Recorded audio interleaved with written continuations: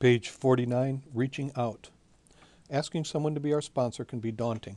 As new members, we might feel intimidated by another member's clean time or feel that we are somehow sicker than others. Our self-esteem may be so low that we believe we do not deserve to have a sponsor. On the other hand, our arrogance and self-righteousness may prevent us from admitting that we even need help, and as a result, we may resist seeking out another member. Quote, someone else got me my first sponsor. A girl I knew in treatment brought her boyfriend over to a meeting. She told me she thought he would be a good sponsor for me. I said okay, and he agreed. That man was my sponsor for 2 years. I was shy and might not have asked on my own. I would have just tried to fit in and faked it. Close quote. Another quote. When I first asked my sponsor to sponsor me, I was nervous and wondered if he had time for me. I looked up to him as the great god of NA. As a result, I felt guilty whenever I asked for some time with him. I finally shared my feelings about the guilt of taking his time. His response was beautiful. Don't you dare take away my right to give back what was given to me. This single sentence did more to bond my sponsor with me and me than any other event in our relationship. Close quote. Another quote. I met my first sponsor at my first meeting. I had 2 days clean and I was living in an abandoned building. The first guy I asked rejected me. I was very angry and tough in the early days. No one really wanted me around, but I didn't have any other place to go, so I stayed. Eventually, I humbled myself enough to ask someone else. My current sponsor is one of the most important people in my life. He used to be my sponsee brother. That is, we used to have the same sponsor. He and I have been together for 18 years now. Close quote. Newcomers are not the only ones who struggle with asking someone to be their sponsor. Members who have long-term clean time may balk at the thought of changing sponsors. We may need to get a new sponsor for a number of reasons. As we stay clean and become productive members of society, our lives change tremendously. After being with the same sponsor for years, we may find ourselves growing in a different direction.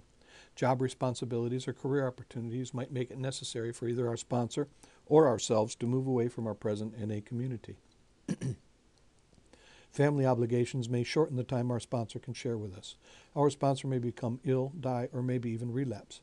Whatever the reason, we may find ourselves without a sponsor and know that we have to ask someone. Many members find the idea of getting to know someone again on such an intimate level to be a difficult task.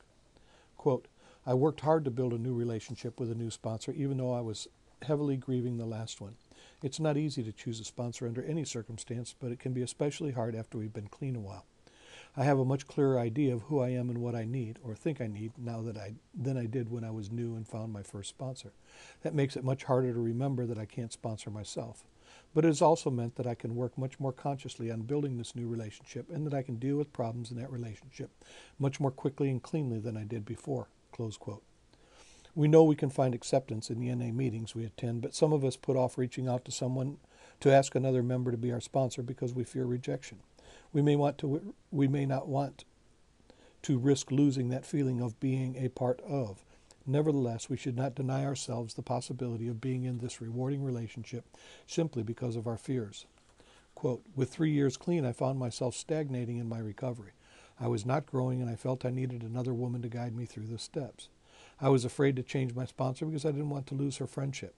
I knew, though, that if I wanted to grow in my recovery, I needed a new sponsor. Today, I'm working the steps and growing in recovery with the guidance of my new sponsor. Close quote. Regardless of how much time we have in the program, we all look for a sponsor in much the same way. We can start by going to meetings and listening to members. If someone sharing moves us, we should reach out, get his or her phone number, and start to call. This is a good way to get to know another member, even if our life seems to be going smoothly at the moment and we do not have any problems to solve. We can talk to other members to see if they can suggest anyone as a potential sponsor. We do not need to be at the end of our rope to reach out for help. Conventions, workshops, service work, and other NA-related activities also provide a fertile ground for selection. In choosing a sponsor, many of us find it best to trust our intuition, while others will make this decision rationally and analytically. We may also want to consider those addicts who seem to have an interest in our recovery. It is important to remember to take our time. If someone we ask declines, then we keep looking. Quote, I asked 5 or 6 men to sponsor me who said no before my first sponsor said yes.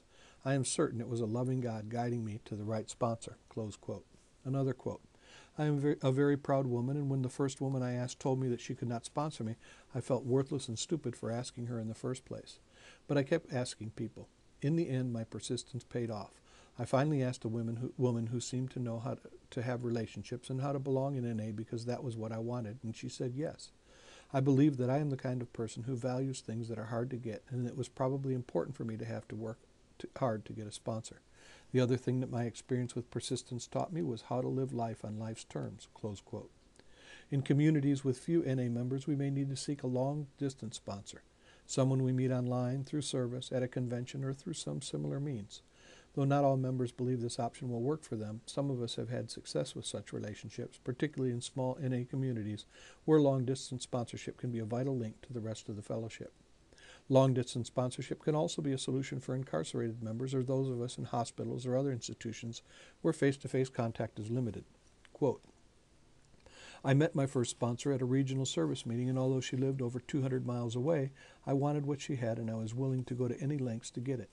The miles between us made calling difficult at times, but I have a wonderful support system where I live, and we were able to stay in regular contact and work the steps together by meeting at workshops, service committee meetings, and, of course, conventions. We used to call it Black Top Recovery. Yes, I admit that there have been times when I would like to meet my sponsor for a cup of coffee at that moment, but I write, use phone numbers, and attend meetings on a regular basis, and I've learned acceptance, patience, responsibility, and too many other gifts to list." Close quote. Another quote, "The distance just disappears when I hear my sponsor's voice on the other end of the line. Her experience working and living the steps of NA is what I want from her. The key is to have other women around me, women who can help me live in spiritual principles, love me, and tell me when I need to call my sponsor." Close quote.